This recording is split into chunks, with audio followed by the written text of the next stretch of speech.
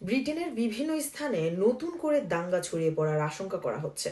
দেশটিতে বুধবার কমপক্ষে ৩০টি বিক্ষোভের প্রস্তুতি নেওয়া হয় বলে খবর পাওয়া যায়। এমন পরিস্থিতিতে দাঙ্গার আশঙ্কায় ৬,০০০ পুলিশ সদস্য মোতায়েন করা হয়েছে। এর মধ্যে ৪ শতাধিক ব্যক্তিকে গ্রেফতার করা হয়েছে। ব্রিটেনের প্রধানমন্ত্রী কিয়ার স্টারমার সব সম্প্রদায়কে নিরাপদে রাখার প্রতিশ্রুতি দিয়েছেন। স্থানীয় সময় মঙ্গলবার রাতে জরুরি বৈঠকের পর তিনি এমন প্রতিশ্রুতি দেন।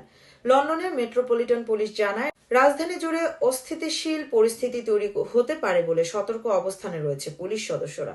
এর মধ্যে ৪ শতাধিক ব্যক্তিকে গ্রেফতার করা হয়েছে বলেও তারা জানান। এছাড়া ১০০ জনের বিরুদ্ধে অভিযোগ গঠন করা হয়েছে।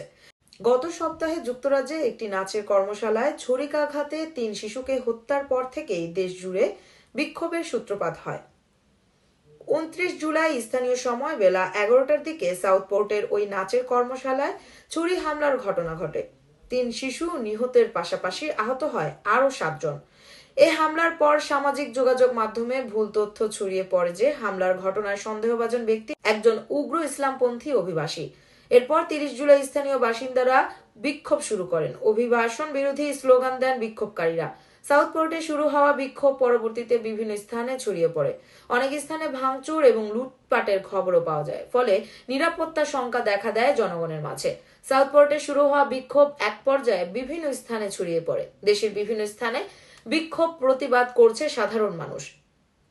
অনেক স্থানে ভাঙচুর এবং লুটপাটের খবর পাওয়া গেছে। যুক্তরাজ্যের বিভিন্ন শহরে ১৩ বছরের মধ্যে সবচেয়ে ব্যাপক দাঙ্গা ছড়িয়ে পড়েছে। পুলিশের উপসহকারী কমিশনার অ্যান্ডি ভ্যালেন্টিন বলেন, আমরা আমাদের সড়কে এসব সহ্য করব না। তিনি বলেন, আমরা বিশৃঙ্খলা রোধ করতে সব ধরনের শক্তি, কৌশল এবং সরঞ্জাম ব্যবহার করব। আমরা গত সপ্তাহে সেন্ট্রাল লন্ডন থেকে শতাধিক মানুষকে গ্রেফতার করেছি। যদি তারা সহিংসতা বাড়ানোর লক্ষ্যে রাস্তায় নেমে আসে, তবে আরও লোকজনকে গ্রেফতার করতেও আমরা দ্বিধাবোধ করব না।